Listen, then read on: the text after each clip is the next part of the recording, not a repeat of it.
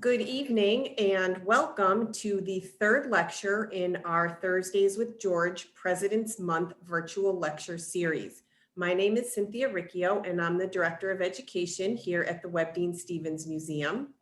We would like to thank the Society for the Cincinnati for their support with this lecture series. If you don't know, the Society of the Cincinnati is the nation's oldest patriotic organization, founded in 1783 by officers of the Continental Army and their French counterparts who served together in the American Revolution. The society is made up of 14 constituent societies, one for each of the 13 colonies and France, and is headquartered in Washington, D.C.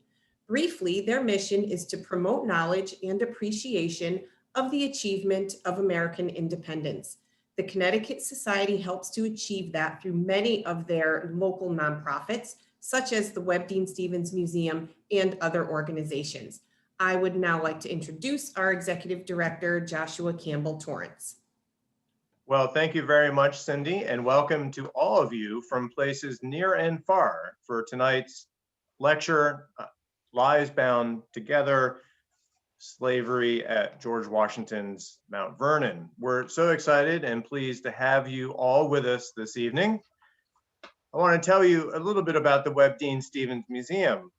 The Webb Dean Stevens Museum has been owned and operated by the National Society of the Colonial Dames of America in Connecticut, NSCDA-CT, since 1919.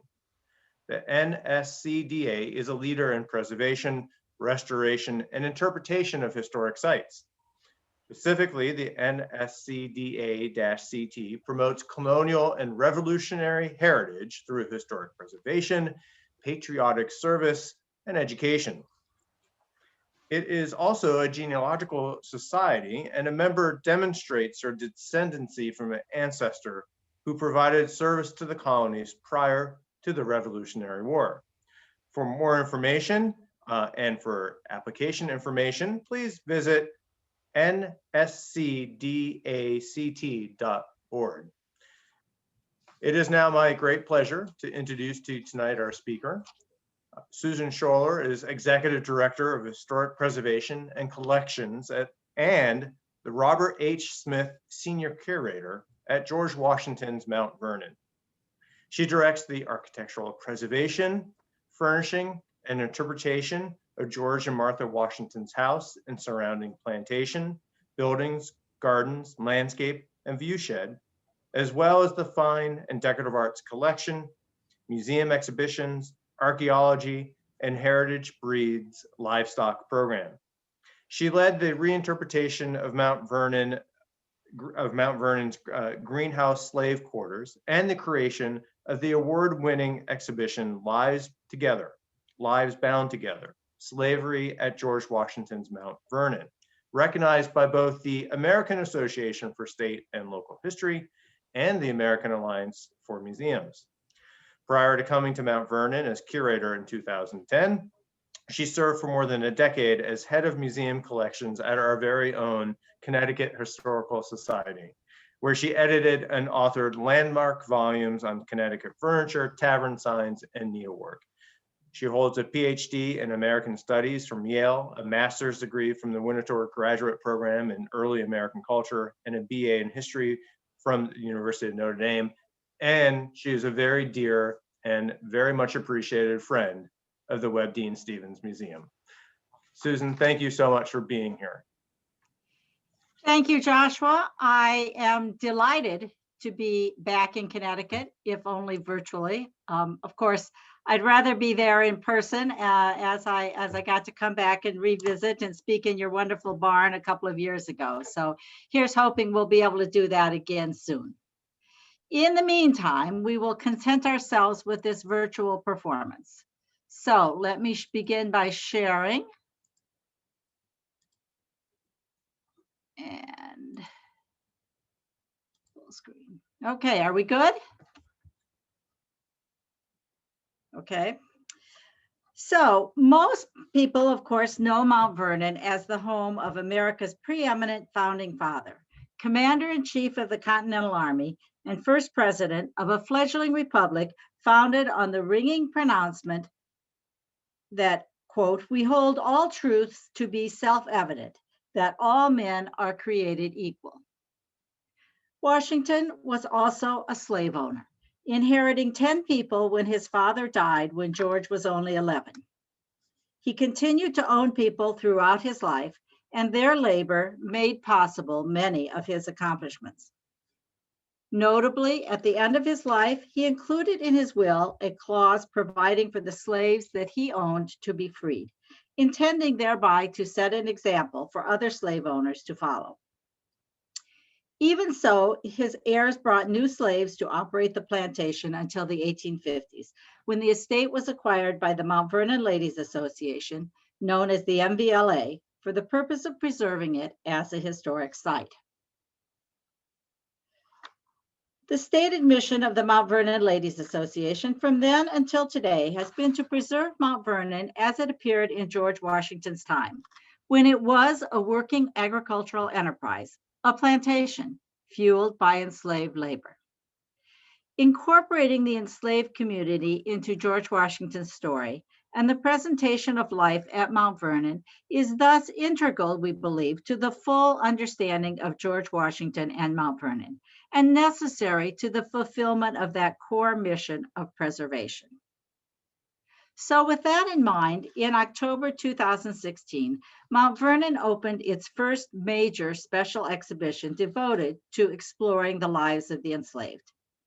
Extended for nearly 5 years, this exhibition has become a cornerstone of Mount Vernon's ongoing efforts to present a more inclusive and authentic view of life on George and Martha Washington's estate. As we hope to suggest with the exhibition title, Lives Bound Together, the lives of Washington and the individuals he enslaved were so closely intertwined, it is impossible to fully understand the former without considering the latter. Now, when I spoke here at Webdean Stevens in September 2018, I included a very brief overview of this exhibition. But tonight I will expand this walkthrough, and I want to also offer you a look behind the scenes and looking a little bit at our motivation for the exhibition, the resources we drew on, some of the challenges we encountered in presenting this story, and the solutions we devised, some of the outcomes and next steps, including the responses of our visitors, and the impact on other aspects of our operation, such as research and preservation, interpretation, and education, both on-site and remotely. So planning for this exhibition began in 2013, prompted by 3 main considerations. First, audience interest. We knew that visitors were coming to Mount Vernon, knowing that George Washington owned slaves and asking questions and wanting to know more. Secondly, we knew that we had a critical mass of evidence. Because George Washington was so attentive to detail, his papers are voluminous, running to some 70 volumes. As a result of his attention to the nitty-gritty details of plantation management, these papers are a rich source of information about the lives of enslaved individuals, down to the level of telling us who was doing what job for how many hours on a given summer day.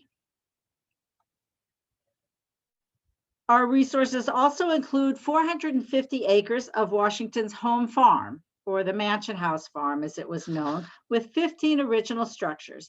Not only the mansion, but also the work buildings that supported it. Buildings like the kitchen, the smokehouse, the laundry, the stable. We also have the findings of 35 years of systematic archaeological excavations of sites associated with slavery on the estate. And so together, these primary sources put us in position to tell, we thought, a distinctive story, to move beyond the horrific statistics of the Middle Passage and abstract generalizations about the institution of slavery, to encounter the details of individual lives, experiences, and families in a way that is rarely possible for enslaved people in 18th century America. Conceptually, George Washington is and remains at the center of Mount Vernon's reason for being. But for this exhibit, as I suggested, we wanted to link his story to that of the hundreds of enslaved people who were also integral to the human community and economic operations at Mount Vernon. So as visitors leave the historic area and enter our museum galleries, they see the iconic bust of George Washington through a glass wall etched with the names of 317 enslaved individuals living at Mount Vernon in 1799, the last year of Washington's life. And I think that knowing these names connects us immediately to individuals and makes them real, eliminates those dehumanized abstractions with which we often talk about slavery. Framing the bust are 4 introductory wall panels. This one makes 3 key points. First, it underlines our effort to strike a balance between acknowledging the painful legacy of slavery and affirming the strength and humanity of those who were enslaved. Second, it calls out the importance of vocabulary, noting our conscious decision to avoid using the word slave when referring to individuals, replacing this term with enslaved, emphasizing that this was not an inherent identity, but rather an imposed status. Third, this panel offers an infographic on Mount Vernon's permanent residence. You will note at the bottom in the green that 5 Washington family members, in the red, approximately 20 paid white employees, both hired and indentured, and in the blue, 317 enslaved men, women, and children, spread out across Washington's 5 cultivated farms occupying 8,000 acres. And I think this is one of the most sort of powerful graphics, I think, in the exhibition, because knowing those numbers profoundly shifts our sense of what the Mount Vernon community looked like in the last year of Washington's life. Turning into our first main gallery, some visitors may be surprised to be greeted by elegant drinking and dining wares, goods that made up the Washington's private world, both the imperial and commercial world of the British Atlantic and the intimate domestic world of the household. Excuse me. Here we endeavor to prompt visitors to consider familiar decorative arts, objects, and images in different ways. Not only who made or owned this object, but whose hands touched it, who cleaned and polished it, whose labor created the wealth that purchased it. Asking these kinds of new questions, we came to see that stories of the enslaved are embedded in virtually every object in our collection. In a global context, silver and porcelain vessels for serving elite beverages, tea, coffee, chocolate, punch, are juxtaposed against equally familiar graphics of the brutal Middle Passage and the transatlantic sugar trade. In a household context, these same items are not only elite luxuries, but nodes of connection between owners and enslaved, as suggested by the vignette that you see to the right of the president's dining table, set for dinner. Now, there were 2 key design challenges that we faced in putting together the exhibition, an excess of text and a dearth of images. This is a complex topic, and to convey it appropriately requires lots of information. Even having edited and edited and edited and streamlined, our script still exceeded 25,000 words, which is something like 50 book pages. And so the question was how to make this digestible in an exhibition experience.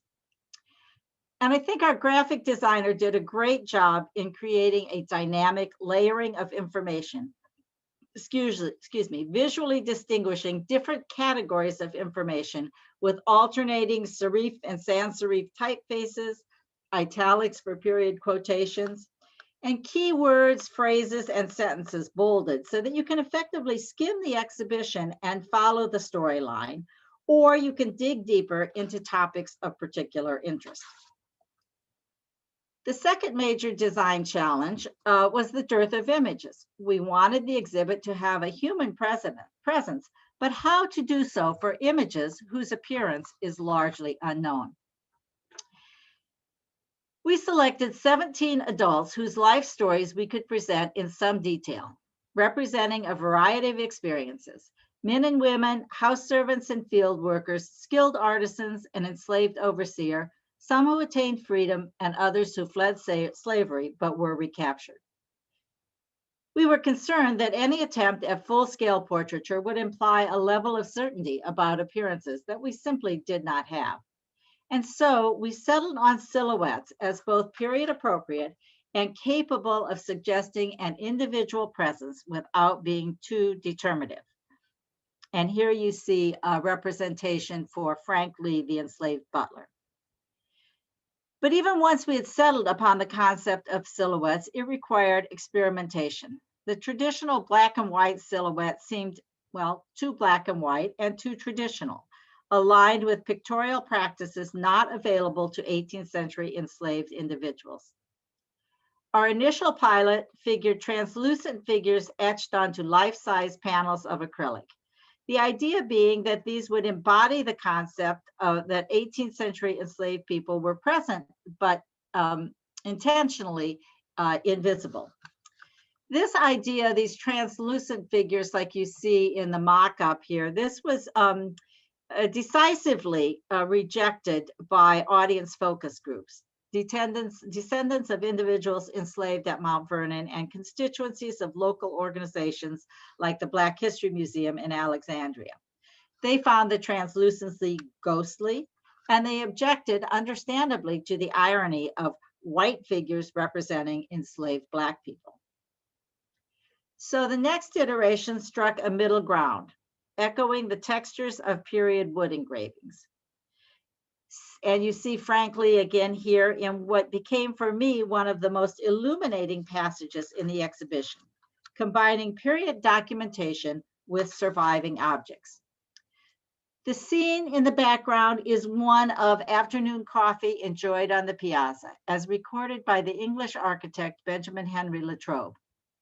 But the accompanying text prompts visitors to read between the lines, to consider what or who is missing from Latrobe's account. As he relates, I sent him my letter of introduction. Well, who received it? Dinner was served. Who served it? Who brought the coffee? Who brought the horses to the door? And this has been a section of the exhibit that has been very successful, particularly with teachers who are teaching about working with primary sources. The next gallery poses a question frequently asked by our visitors, on which many have strong opinions. From those who want to construe Washington as a good slave owner, who treated his people better than some masters and ultimately freed them in his will, to those for whom his slave owning negates the high regard accorded him for his essential and undeniable contributions in establishing the American Republic. Our approach was to focus on presenting key points of evidence, in particular, to acknowledge the reality of Washington's slave owning, and as well as the divergence after the Revolution between his growing private antipathy to slavery and his public neutrality, based on the conviction that bitter debates over slavery would tear apart the fragile nation, which was always his first priority. This gallery is anchored by life-size silhouettes of two enslaved men, Hercules, who you see on the left, who was celebrated in federal Philadelphia as the president's cook before escaping to freedom on Washington's 67th birthday. And the second figure, which you see to the right of the slide here, is William Lee, the general's valet through the entire Revolutionary War, who was freed by Washington's will. Both men presented particular challenges, pointing to the importance of careful research in primary sources. Lee has often been identified as the attendant in John Trumbull's 1780 portrait of George Washington, which you see here in the center of the slide. He stands to be sort of behind Washington to the left, a slight, boyish, exotically clad figure. Now, the status of this, although it's been associated with Lee, the status of this figure is problematic. Trumbull would presumably have known Lee during the artist's 3-week stint as Washington's aide-de-camp early in the Revolutionary War. But the portrait was painted nearly 5 years later in London. And while Trumbull may have had a portrait study of Washington to work from, his depiction of Lee would have been drawn entirely from memory or based on an unknown London model.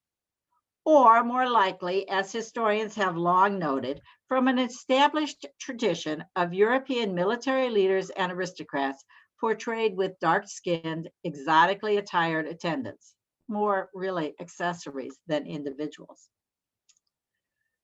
What we do know of Lee as an individual, George Washington's will describes him as, quote, my mulatto man, meaning he was light-skinned and likely of mixed race.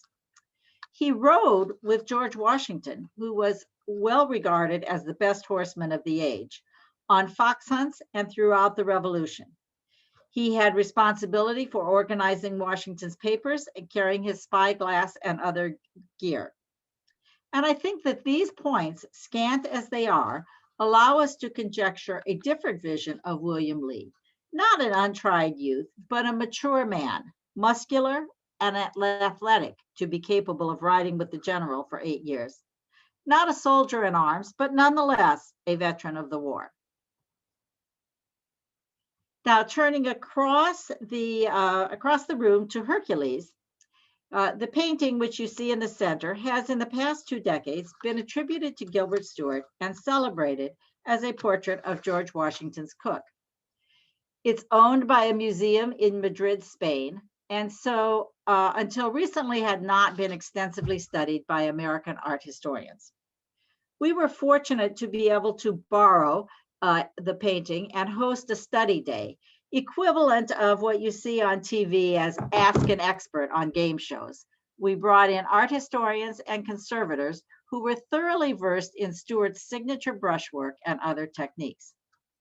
And you see the Hercules portrait flanked by 2 other portraits in our collection that are by Stuart. And the unanimous consensus of our experts was that the so-called Hercules portrait was not, in fact, by Stuart. If you note a comparison of the brushwork of the detail on the left with that of the Hercules, so-called Hercules portrait, the one on the right is much more studied and linear. Stuart had a marvelous way with brushwork, just kind of a flick of the brush and he could indicate something. And you see that wonderful brushwork in the slide on the left. So therefore, there is no, Stuart was the link because he did paint Washington. Stuart was kind of the link to thinking that this figure might be identified as George Washington's cook. But further research revealed a number of other clues. The label, possibly George Washington's cook, proves to be quite recent. It does not appear anywhere until 1976, and then in a French decor magazine highlighting an American socialite's Parisian apartment. Hardly a source, I'm sorry to say, of rigorous research. In addition, the chef is not really a chef's hat. The classic type, which you see on the left with the puffy top, did not appear until around 1900, as you see in the 1921 portrait in the center. The closest comparisons we could find to the headgear depicted in the so-called Hercules portrait is with West Indian headgear, suggesting that the canvas may be one of numerous portraits of exotic men, quote unquote, painted in 18th century London. So fortunately, this, if you will, de-identification of the painting spurred, as we had hoped, new research, indicating that Hercules, in fact, lived out his life in freedom in New York City, going by the name of Hercules Posey, the surname of his first master, who had sold him to George Washington when Hercules was but a teenager. Now, the core of the exhibit is a large gallery focused on daily life on Mount Vernon's 5 farms. Here, there were, again, key challenges. First, There's no written evidence from the perspective of the enslaved themselves. We can only chronicle physical conditions and circumstances, extrapolated from wordless archaeological evidence and the records created by others, primarily George Washington, but also family members and visitors to the estate. The second challenge was a desire to balance two overarching themes. First, the responsibility of acknowledging the harsh reality of slavery. The men, women, and children on George Washington's estate had little control over their own lives. They had no legal rights and could be sold or separated from family members at any time. Although George Washington really steered away from that as time went on, the possibility was always inherent in the institution of slavery. On the other hand, we wanted to affirm the humanity and dignity of the enslaved as individuals. As they faced lives in bondage, Mount Vernon's enslaved people showed strength and resilience. They formed families, created tight-knit communities, found ways to earn money, acquired personal possessions, and resisted the bonds of slavery. One section of this gallery focuses on living conditions and foodways, drawing heavily on archaeological resources. The foodways panel is based on archaeology of the House for Families site, which was a communal slave dwelling occupied from about 1760 until the early 1790s. An excavation there in 1984-85 found 3 feet of trash containing 80,000 bones representing 55 species, including wild game, domestic animals, fish, also 33 different types of seeds, nutshells, and food crops. At the time, this was groundbreaking information on slavery in the Chesapeake, the largest and most significant collection of slave-related faunal material unearthed in the region. And it demonstrated the significant initiative enslaved people took in supplementing the limited rations of cornmeal and fish allotted them. Ceramic fragments allow us to recreate a scene described on one of Washington's outlying farms visited by Polish Count Julian Niemczewicz in 1798. And you can see the recreated ceramics corresponding to Niemczewicz's account. Some findings proved surprising. Notably, gunflint and 600 pieces of lead shot demonstrated that enslaved people in the 18th century had used firearms to hunt wild game, which they sometimes sold to George Washington for his table. One accomplished hunter was African-born carpenter Sambo Anderson, whose gun ownership is documented by a firearms license issued by Fairfax County after he received his freedom in 1801.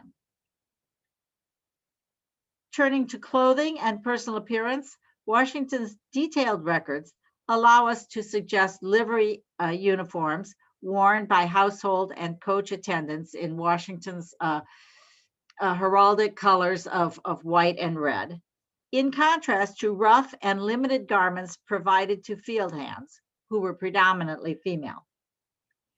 Archaeology provides examples of actual buttons, buckles, beads, watch fobs, and other articles of adornment belonging to the enslaved, demonstrating an awareness of style and participation in the consumer economy. Archaeology also provides a window onto the work of skilled craftspeople, coopers, distillers, carpenters, blacksmiths, grooms, dairymaids, spinners. A lawn roller and watering can speak to the knowledge and labor needed to maintain Washington's picturesque landscape and ornamental and kitchen gardens. Field hands are perhaps the hardest to know of all the enslaved workers, but Washington's weekly farm reports document work assignments in such detail that we can reconstruct not only seasonal cycles of work, but also a conjectural day in the life of a field worker. These same records also provide important information on personal lives, clothing and allotments, as I suggested, childbirth, illness, births, deaths, attempts at escape. And we put these and other references into George Washington's papers into a database, which ultimately exceeded more than 35,000 references. So you can see here, I've outlined some of the references to harrowing oats, hauling stones, Kate nursing her son Billy 6 days, and then at the bottom, died this day, William, a son of Will and Kate. So it tells both very practical stories, but also very personal stories. Now, what links these 35,000 references together is a census that George Washington himself compiled in 1799, listing 317 men, women, and children, their ages, if known, their family members, occupations, which farm they were assigned to, their property status, whether they were owned by George Washington himself, by the estate of Martha's first husband, or rented, and sometimes their physical conditions, such as lame, dwarf, or past labor, meaning too old. This information, in turn, enables us to identify these people in other references. For example, this is the census record for Priscilla, who you see at the top, and her children. Priscilla was a field worker on one of Washington's farms, and the census tells us that in 1799, she was 36 years old with 6 children, ages 1 to 14. The map, we can show that she lived on Dog Run Farm up here in sort of the center of the image. And her husband, Slammin' Joe, was assigned to Mansion House Farm about 3 miles away, allowed to visit his family on Sundays, plus unauthorized night walking, going to visit after sundown and work was over. For some, we can trace kinship through multiple generations. This level of detail, complexity, individuality, and continuity is, I think, simply unmatched for 18th century America, where often all you can find is one reference to a person, an enslaved person's entire life. Telling these stories required more text that could be incorporated in the exhibition format.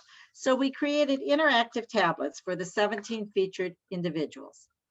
For each, the frame, as you see here for Priscilla, provides basic information with a touchscreen tablet exploring timelines, maps, family trees, and what we know about their personal appearance. Now, of course, in the COVID area, these touch screens are not available, but it is information that is available on our website. A section on community life considers how Mount Vernon's enslaved people dealt with universal experiences like birth, illness, and death, and how music, storytelling, religion, customs, and ceremonies allowed them to affirm their humanity in a world that denied it. When we came to the topics of resistance and punishment, the message that we heard from descendant and local African American constituents was clear. Don't, quote, sugarcoat the brutality of slavery. So to this end, we present documented examples of both resistance on the part of the enslaved, from working slowly or feigning illness to breaking tools or attempting escape. We also present examples of punishment, including demotion to less desirable jobs, whipping, quote, when warranted, and sale occasionally. The final section of the exhibition begins with Washington's death and the execution of the clause in his will, freeing the 123 individuals that he owned, but not the 150 Mount Vernon people owned by the estate of Martha Washington's first husband, Daniel Parke Custis. These people being referred to as the dower slave. This gallery was another result of our outreach to descendants and local African American residents who said, you can't just end the story at 1799. You need to talk about what happened next. And so we have this section on divergent paths, the wrenching aftermath of George and Martha Washington's death, and the breaking up of an enslaved community that had evolved over 4 decades. Families were split up with the enslaved status following the mother. The Custis dower slaves were split between Martha Washington's 4 heirs, just as her household goods were. You see her 4 grandchildren here in the pictures, and in the case, graphics with the list of people who were divided up among the heirs. Later, Washington heirs brought new communities of enslaved to Mount Vernon. After the purchase by the Mount Vernon Ladies Association in 1860, local African Americans were hired back as paid employees, farm workers, gardeners, guards, butler, housekeeper, often serving as the primary interface with visitors. And so Lives Bound Together really built on ongoing work of memorializing, researching, and interpreting the enslaved at Mount Vernon, beginning in 1860 with Anne Pamela Cunningham, who you see in the oval portrait at the upper right, the founder of the Mount Vernon Ladies Association. And she really was visionary in that she was advised by many to not worry about preserving the surviving outbuildings. No one will ever be interested in them. Just focus on the mansion and the tomb. But she said, no, our mission is to preserve Mount Vernon as Washington knew it, and that means everything. And so as a result, we do have this rich collection of original service buildings. The conclusion, the exhibit ends with moving comments by 6 descendants of people enslaved at Mount Vernon, talking about their family histories, how they came to know of their connection to George Washington, what it feels like for them to walk the grounds where their kin were enslaved, how they regard George Washington. The impact of the exhibit, most importantly, I think, has been to bring together raw materials of primary research and make it accessible, both to frontline interpreters in our historic area, to teachers and students from grammar school to college, to academic researchers and popular historians, to television, to programming, to visitors from around the country. And we do hear from many visitors who note that this was their first opportunity to learn about the lives of enslaved people in the 18th century. Of particular value has been the ability to talk about slavery through the stories of these individual lives rather than faceless statistics. Today, Mount Vernon offers countless opportunities to inquire and learn about Washington, slavery, and the enslaved community of Mount Vernon, both on and off site, built on the research and the material that was brought forward in Lives Bound Together. So visitors to the estate are offered 2 self-guiding maps, a general guide that includes all sites of interest, including those pertaining particularly to the enslaved community, and a special subject guide highlighting specific elements of the estate and providing further background information on Washington and slavery. Effectively, an extension of Lives Bound Together out onto the landscape itself.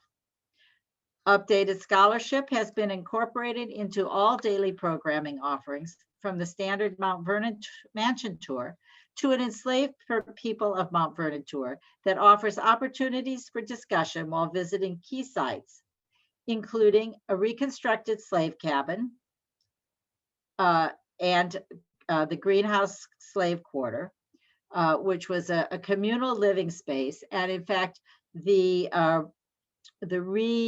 restoration and refurbishing of this space was the first major project that was assigned to me when I arrived at Mount Vernon in June 2010.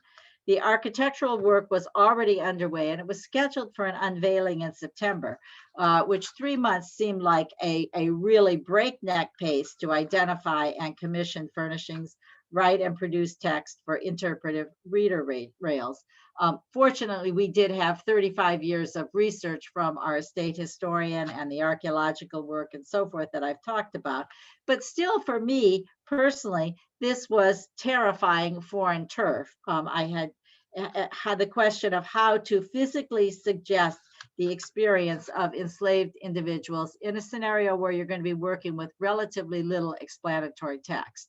So I turned to something familiar.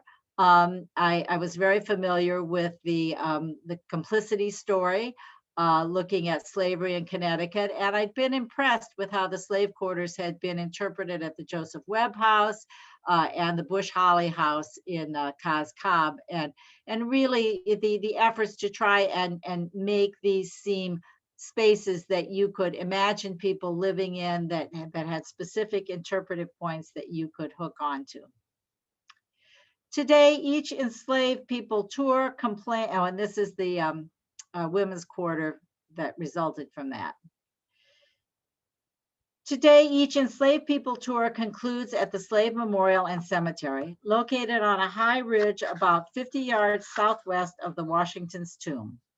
Since 2013, Mount Vernon archaeologists, with the encouragement of descendants and local community groups, have undertaken ongoing investigations to locate and ultimately commemorate individual burial sites.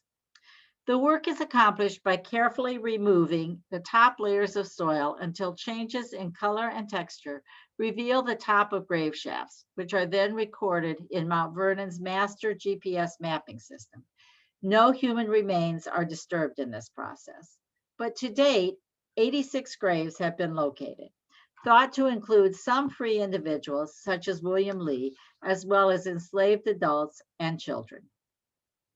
Guests on the estate also have opportunities to speak with character interpreters enacting the roles of enslaved men and women. Reginald Richards here as butler Frank Lee, and Brenda Parker as housemaid Carolyn Brannon, seen here in a video on enslaved house servants as part of our online virtual mansion tour.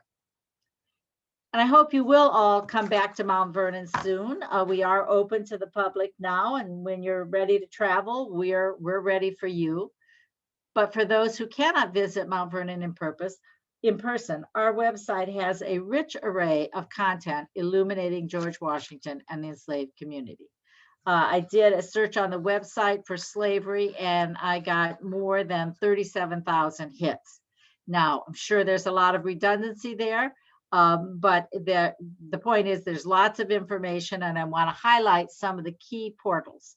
For general audiences, we have the exhibit content in catalog format, or the online script, videos, bios, the descendant interviews.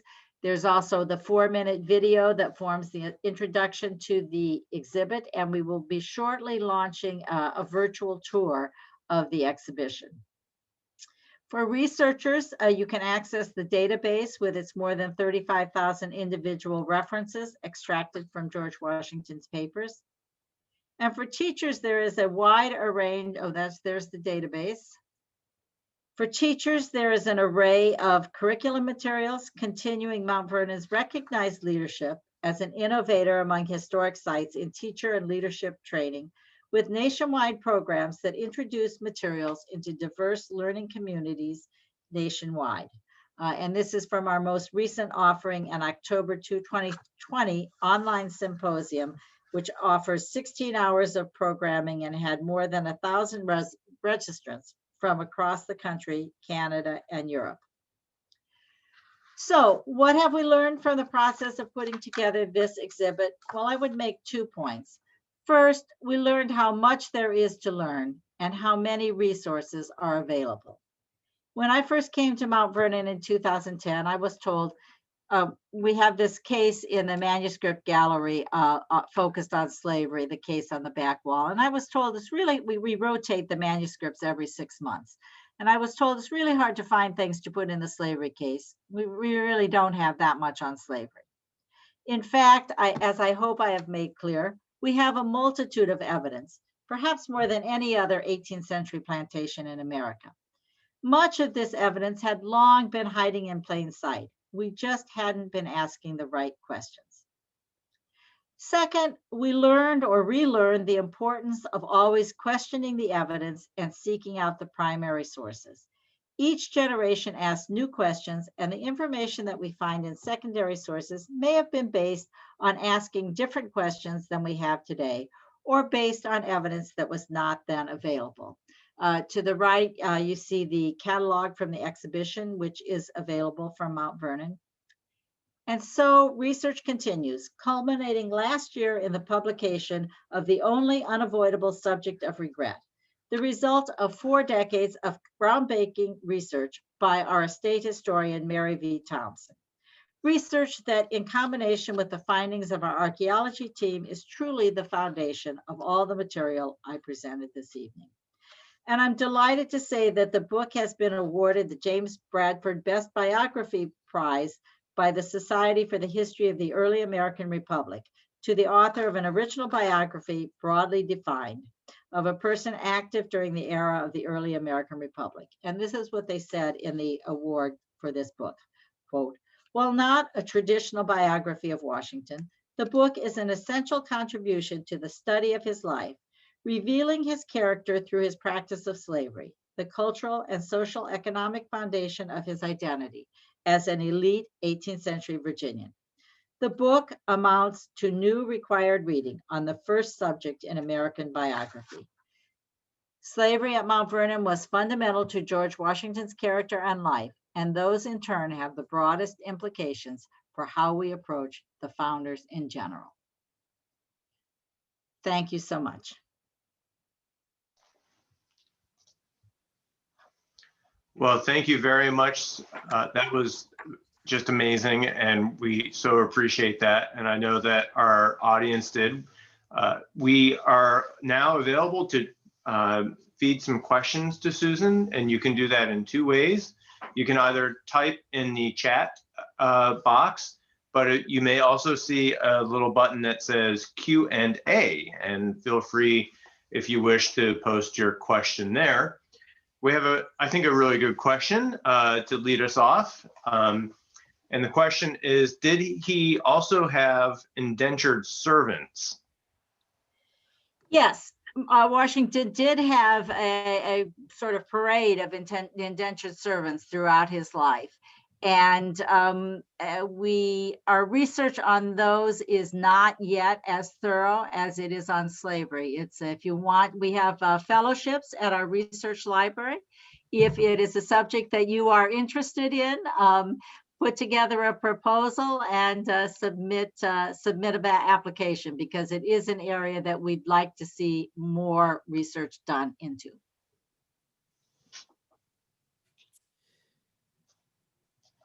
So here's one. I might have missed this, but did the slaves of Martha Washington ever get freed? That is a complicated story, as so many of these stories are. Some of them, for instance, Sambo Anderson, who was a Washington slave, was freed. His wife and their children were not. He did work to earn money and was able to purchase freedom from a number of them. George Washington Parke Custis, who owned Arlington House, in his will in the 1850s, provided for the slaves that he still owned to be freed. So those would not have been the ones that were alive in large part at George Washington's death, but rather their descendants. And then, of course, those descendants were all freed as a result of the Civil War.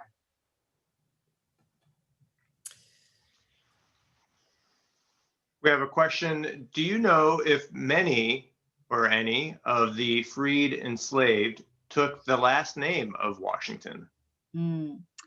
That's a great question, whether any of the enslaved took the last name of Washington. By and large, they seem not to have. I know it is a very popular name among free Blacks. We do know of someone named Harry Washington, who was among those who escaped from Mount Vernon during the Revolutionary War, escaped to a British warship that was in the Potomac. And he did take the name, but by and large, we don't see that too much. Now, we have not been able to trace all of those enslaved at Mount Vernon going forward to know what happened to them, because many of them don't have last names in the Mount Vernon records. It can be hard to trace them going forward. So by and large, those who we have been able to identify kinship multiple generations into the 19th and 20th century, it's because that tradition has been preserved by their descendants and they have worked backwards. Okay, another one. I noticed that some enslaved persons are listed as no longer productive. What happened to them? And was there a hierarchy among the enslaved people on the plantation? Did some have more privileges than others? So two good questions. Those who were aged and or disabled and no longer actively able to work in the fields or do the jobs which they had traditionally done, um, were continued to be maintained, continued to be part of the community. They received clothing allowances, they received food allowances. They might have been transitioned to doing things like knitting or watching the young children or maintaining the cooking fires in the enslaved cabins or quarters. So everybody was useful. No one or very few were idle, were allowed to be idle. William Lee, who was Washington's valet during the Revolution, injured both of his kneecaps very severely. And he wanted very much to accompany Washington to the presidency, but ultimately was not able to do that and was sent back to Mount Vernon and was reassigned to become a shoemaker, repairing the shoes of the enslaved, which was not, a trade that he had been previously trained for, but it was a way that, he could still be employed and contributing to the operations of the plantation. As to the question of a hierarchy among the enslaved, yes, as on other plantations, it's clear that some jobs, particularly those that were associated with work in the mansion, the butler, the valets, those who worked with Washington's horses and the carriage, they were seen by more visitors and more outsiders. So they typically got better clothing. They got some treats in the way of food. But by the same token, they were also perhaps under closer scrutiny and supervision than those on some of the outlying farms. So definitely there was a hierarchy, and many of those mansion and very visible jobs did seem to be assigned to those with lighter skins, and they kind of seem to congregate within certain families. It also seems that many of the house servants were custis slaves. Martha brought a number of people with her when she married George Washington. She took a number of those people with them when they went to the presidency. And so it seems pretty clear that she had people who knew how she liked things done, and she wanted to keep them in those roles. We have an interesting question that is there or are there any family lore among enslaved people's descendants about their ancestors' attitudes towards Washington and his family, or any stories about daily life? There are certainly some. I would say, well, I'm not the best person to speak to that. I think, first of all, the descendants are the best people to speak to the lore that has been handed down to them. My impression is that it differs from family to family. Some people did have stories handed down to them. For some people, it was a discovery that they knew nothing about. But we do have excerpts from those interviews with descendants on the website as part of the material from the exhibition. And I invite everyone to listen to those because they do provide a variety of perspectives, and they're very moving. Here's one. With your illustration of the farm's work population, were there any free blacks working at Mount Vernon? Did Washington allow any of his slaves to purchase their freedom? And any idea how much money they had to raise to free themselves? So to try and take those in order, to my knowledge, there were no free blacks working at Mount Vernon during George Washington's time. And in fact, for much of that time, the colony and state of Virginia had fairly stringent rules against freeing enslaved people. And it required, up until a certain point, and I don't remember the date, it required an act of the legislature to manumit a slave. Sorry, remind me what the next part of the question was. Any idea how much money they had to raise to free themselves? I don't have those figures. That's largely something that is happening again after Washington's death. We have a question from someone who said they may have missed this, but maybe worth mentioning again. Did Washington punish his slaves, and did he treat them well? Well, it's a very frequent question. We always answer that by saying, first of all, slavery is an inherently brutal condition. And so asking whether someone is treated well is perhaps beside the point. Certainly, he attempted to be fair by his lights, but he was the ultimate judge. I think we know of his only selling away 3 people from the Mount Vernon estate itself, who regarded as being just incorrigible in their behavior. He, through the course of his life, as I mentioned, developed a gradual antipathy to slavery on both economic and moral grounds. But he was, for both enslaved and hired workers and the soldiers who served under him, he was a hard taskmaster. He expected everyone to work as hard as he did. And very few people measured up to that standard. He expected the enslaved people to work from sunrise to sundown. And he expected them to work efficiently. And he looked at those farm management reports very carefully at how much was being accomplished versus how much he thought should be accomplished. He did,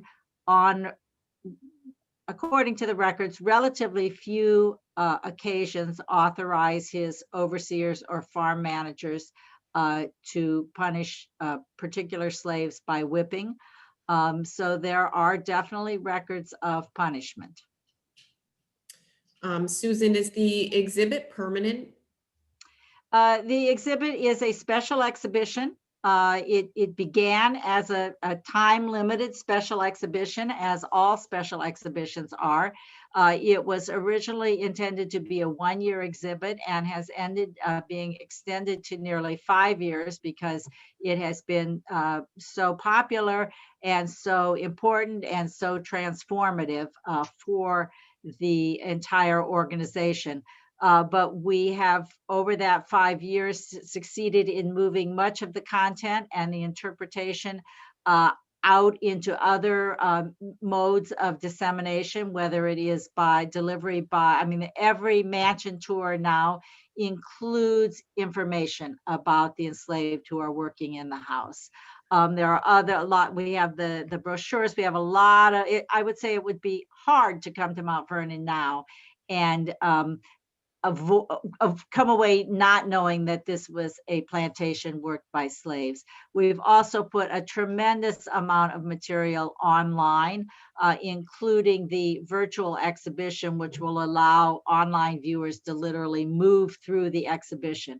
So, we think that it has done its job in sort of, as I said, taking this primary source material, which was fairly inaccessible, and putting it out there in a way that it can be used in other ways and be accessible to general audiences. And it will be preserved in the form of the catalog and online, but it is scheduled to close in July of 2021. There's a comment, and I think it's interesting. Excuse me. That comment is actually interesting to note that the first slave memorial at Mount Vernon was as early as 1929. In the 1920s, that's correct. Mm-hmm.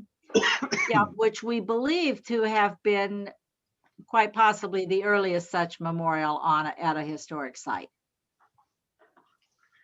And go ahead. And I believe that was a movement spearheaded by the then Vice Regent from Connecticut.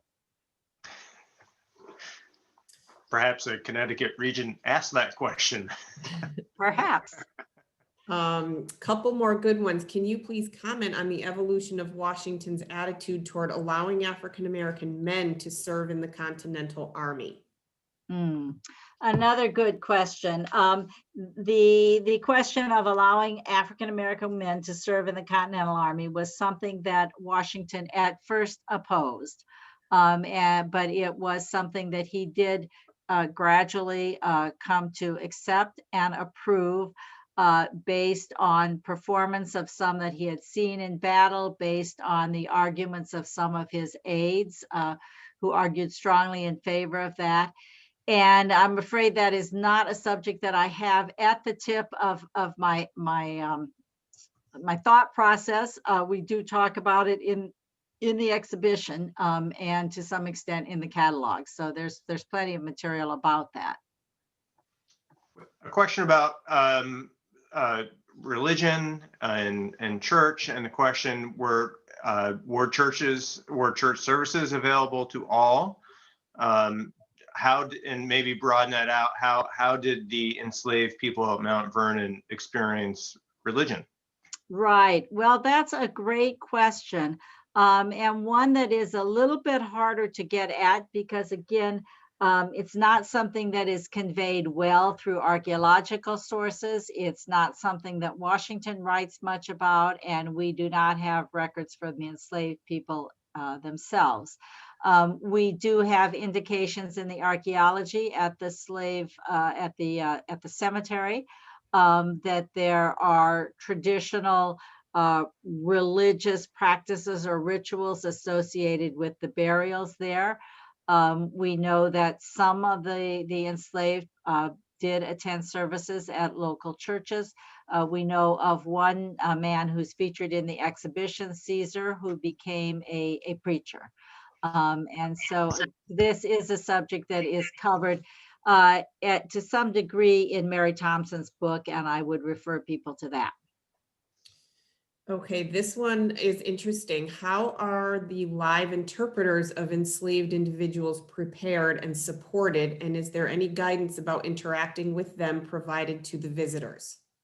That is a great question. We have Brenda Parker, who you saw on the screen portraying Carolyn Branham, is really in charge of that program now. We recently, one of the questions that was raised by the gardeners who report to me, we've been talking about diversity and inclusion, and I went around and asked people, if they had questions they wanted to put forward.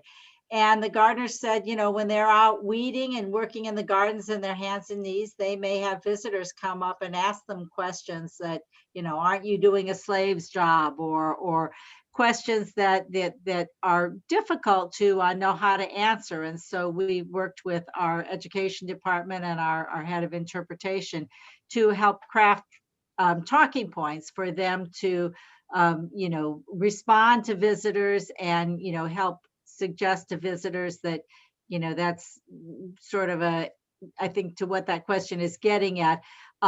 Visitors often don't know how to ask the questions to get the information that they're looking for. And so how we help our interpreters help visitors ask questions that can lead to a productive discussion.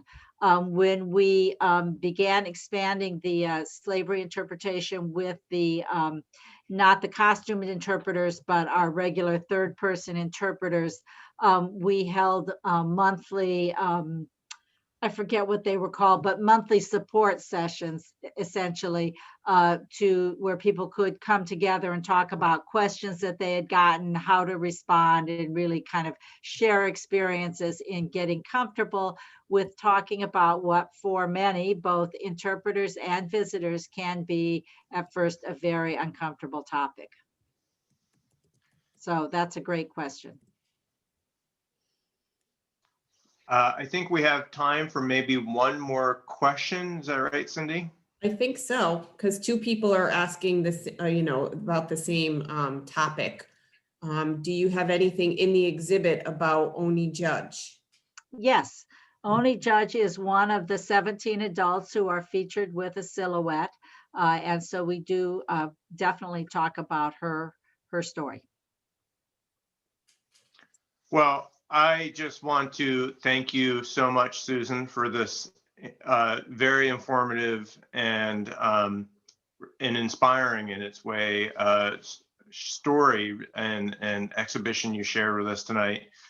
We very much appreciate you spending your time with us. We appreciate all of you out there from Blue Hill, Maine to Virginia who tuned in tonight to be part of this series.